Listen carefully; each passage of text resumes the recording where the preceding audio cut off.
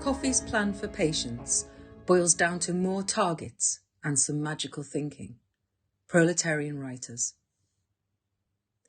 While Chancellor Kwasi Kwarteng unveiled his massive tax cuts for the rich, Therese Coffey, Britain's fourth health secretary in a year, unveiled her plan for patients, allegedly intended to save the NHS and make everything wonderful in the world of British healthcare. Of course, no one with an ounce of intelligence will believe either minister is acting for the benefit of the majority, or that Labour, given the chance, would perform any better. But for the sake of trying to understand the government's proposals, let's take a look at the current state of the NHS from a patient's point of view. The first thing to note is that there are more than 6 million of us on waiting lists at the present moment, and that number only looks set to grow. Nearly 380,000 people have waited for over a year, while 2,800 have been stuck in the ever-expanding backlog for at least 2 years.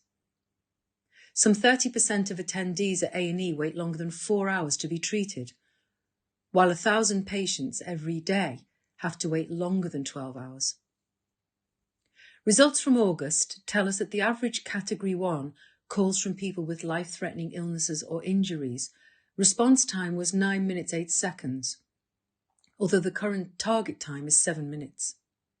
Response time for Category 2 calls, burns, epilepsy, strokes, etc., have a target of 18 minutes, but were taking on average 42 minutes 44 seconds. The response time for Category 3 calls, late stage of labour, non-severe burns, diabetes, etc., which should be answered in under 2 hours, were averaging 2 hours, 16 minutes, 23 seconds. Apart from a shortage of paramedics in ambulances, the biggest block to their job is the A&E departments themselves, which are not sufficiently staffed to cope with the daily influx of patients. This, combined with a lack of ability to move on those patients who need further care after their emergency treatment has been completed, hospital beds on overfull wards, further tests and investigations from other hospital departments, attention from social services or a mental health professional, etc. As a result, ambulances end up parked by the doors of A&E for hours, with paramedics unable to transfer their patients and unable also to respond to the next call. A further cause of blockage in A&E departments is the chronic lack of GPs and mental health services for people to access instead of heading to A&E. Over 2 million of us right now are waiting to see a GP. Meanwhile, there are 60,000 NHS vacancies across the country at this moment. This is probably the single biggest cause of care delivery dysfunction in Britain's public health service.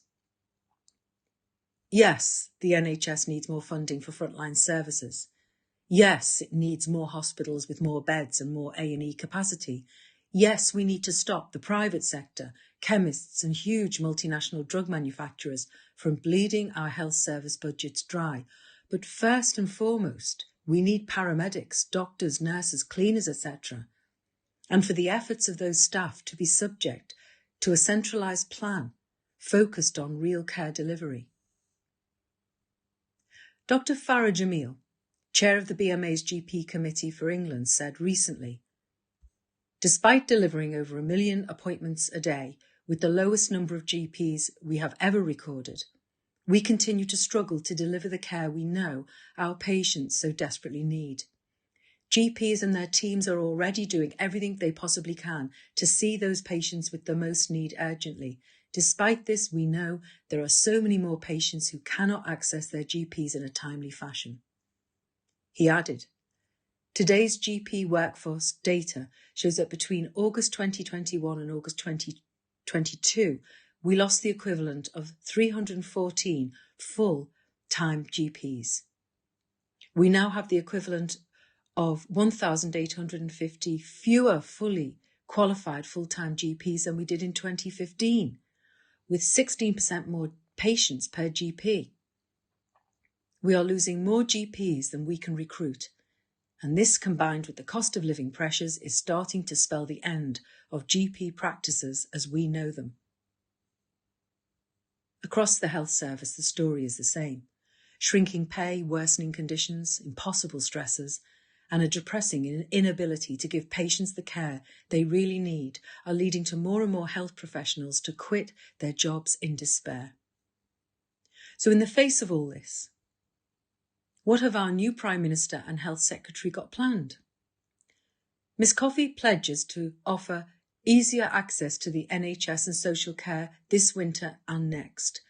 Her plan promises to address priorities that the Department of Health and Social Care, DHSC, says are most important to patients, including ambulances, backlogs, care, and doctors and dentists. That all sounds perfectly reasonable.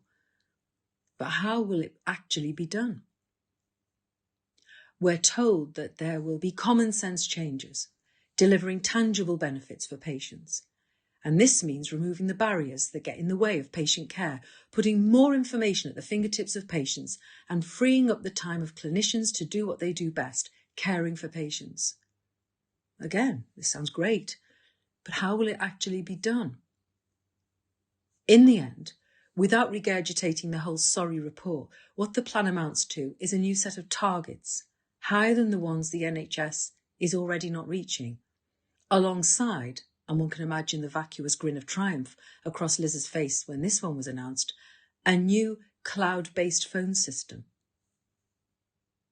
Back on planet Earth, Dr. Farah Jamil simply pointed out, many practices already use cloud-based telephone systems, but we simply don't have the staff to answer more phone lines, nor more clinical staff to offer more appointments. The promise today to free up over around 3 million appointments per year is equivalent to just 2.5 days extra worth of general practice activity in England, or less than 1% more than we deliver already. We live under the rule of a political system in which the profit drive of the wealthy is the basis of all activity. Profit always comes before people, and maximum profits at that. The days of buying us off with trinkets, you can have 2 cars, your own house, or a mortgage anyway, have a TV in every room, etc., are over for the majority of workers in Britain, and a rapid deterioration of living standards is underway.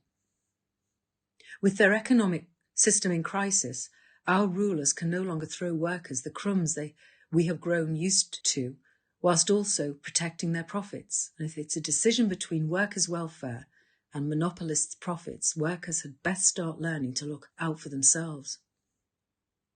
We're going to have to wake up to the fact that there are 2 implacably hostile classes in this society, each one of which can only benefit at the expense of the other.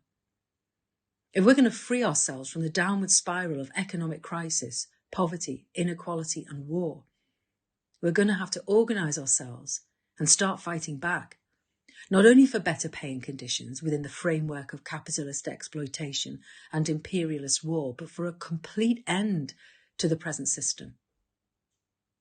Only a centrally planned health service, aimed at prevention as well as cure, and delivered free to all, without rationing or profiteering of any kind, can fulfil workers' needs, alongside the provision of decent housing, education, food, social facilities, useful work, and all the other prerequisites of good health. And only a socialist planned economy will be able to deliver those in perpetuity, free from the constant fear of their being lost again at some point down the road, when the militancy that achieved these vital concessions has once again been bought off and lulled to sleep.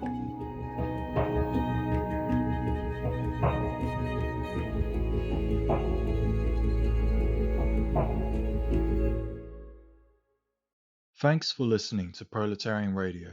We aim to bring you the best Marxist analysis on current affairs, revolutionary history, and theory. Do like, comment, subscribe, and share our content to help us reach the widest possible audience. We are a small organization with limited resources, and we need workers' support if we are to grow and fulfill our mission. If you are able to make a one-off or regular donation, no matter how small, please visit our website at thecommunists.org and register as a supporter.